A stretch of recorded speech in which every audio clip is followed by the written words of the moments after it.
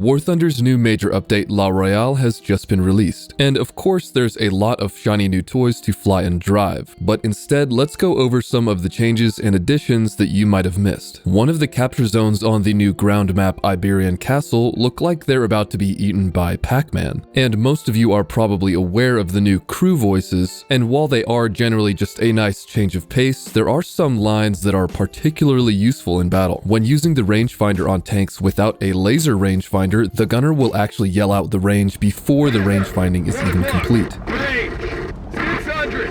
And an extra bonus fact, if you have a less skilled crew, the gunner and rangefinder may return different ranges in certain circumstances. But due to how the lines are coded, the range set by the gunner will still be more accurate. At least until Gaijin decides to change it. And next up, we have some details from our sponsor, GE for War Thunder. Want to earn some golden eagles while side climbing? Or maybe while queuing for a naval battle? Well, with the help of GE for War Thunder, the sponsor of today's video, you can do exactly that. You can earn golden eagles by completing simple tasks like the one shown on screen right now. And in fact, they'll even throw in 10 extra golden eagles for free if you install the app via the link in the description of this video and enter the promo code shown now on screen. Anyways, the friends list has been updated slightly to always show profile pictures and squadron tags instead of only when you interact with a certain profile. And the transition screen when loading into a battle has received an ever so slight tweak. Now, the shade that pulls up to reveal the map and game mode is displayed at a much higher refresh rate. And another very small change was made to the sounds played during the post-battle reward screen, and now it sounds like this.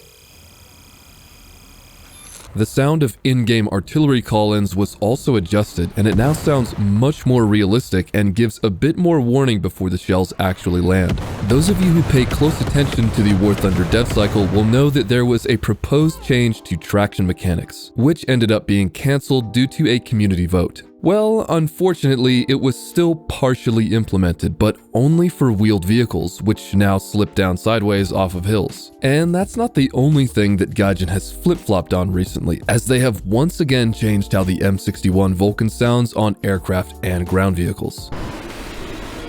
At first, they improperly represented the rate of fire of the M61, making it sound somewhere around 1500 to 2000 RPM. But luckily, it was quickly patched to sound more in line with the real rate of fire of 6000 RPM.